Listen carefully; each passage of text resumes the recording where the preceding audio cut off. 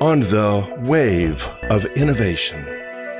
This 9x6-inch postcard pushes the limits on tactile embellishment overlays while sticking to the less is more idea that just a little effect goes a long way to enhance a printed piece. With 6 passes on the front and 2 more on the back, it's easy to realize that it's not an economically viable project for commercial purposes. My reasons were selfish. First, just to see if I could do it, and second, to demonstrate how to go beyond the maximum limit of using only 4 layers of separations in the Caldera RIP software. I used silver, gold, green, purple, blue, and silver holographic foil. Original images were purchased from a service bureau and used as is. These are the foiling and varnish overlay masks that I drew, shown in magenta, and how they relate to the underlying image. Each mask is drawn separately in Photoshop and assembled later in InDesign.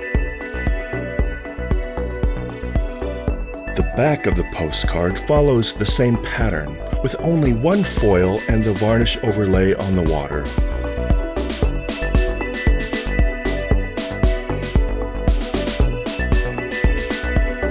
In Photoshop, I drew each foil mask on its own layer, using one of Kyle's spatter brushes, which are included in the Photoshop CC presets.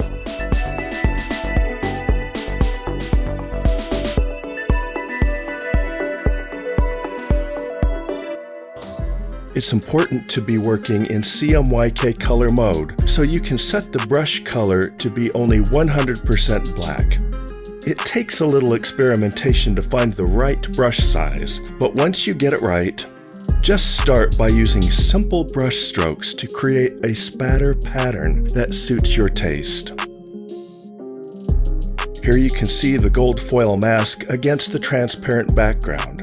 Add a white fill, save off the layer as a separate image file, and then make a new layer and move on to the next color. The back of the postcard was done a little bit differently. Convert the image to grayscale and duplicate that layer to preserve the original image if you need to go back and start over.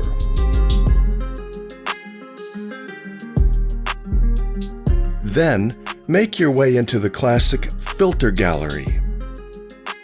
My default was already set to photocopy because I frequently use that filter for this technique. Also try using the stamp filter for similar results. I recommend setting detail at maximum and then adjust darkness for your desired results. Then click OK. For this project, I only wanted to embellish the water, so I selected the polygonal lasso and started cutting away the upper third of the image and deleted it from the mask.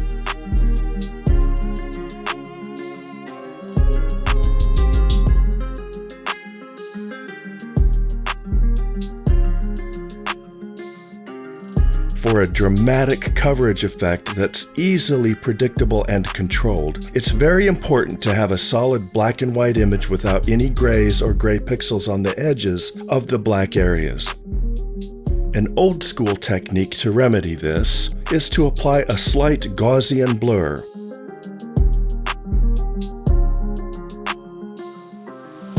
Then go to Levels and move the sliders from the ends towards the center, creating a heavier bitmap but still within grayscale mode. These press sheets are from the iGen 5 press, centered 2 up, with Japanese crop marks spaced evenly down the right and left edges of each sheet for greater registration accuracy. This first pass lays down the silver foil spatter pattern, then gold, green,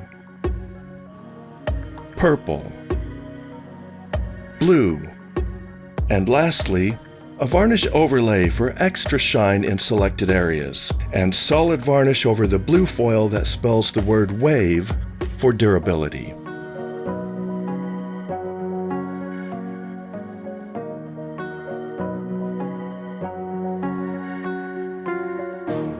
Look at that texture. After putting down the silver holofoil on the back of the postcard, I'll add the final varnish overlay, which is an exact image map derived from the texture of the water in the original photo using Photoshop's image filters. Here is the final result.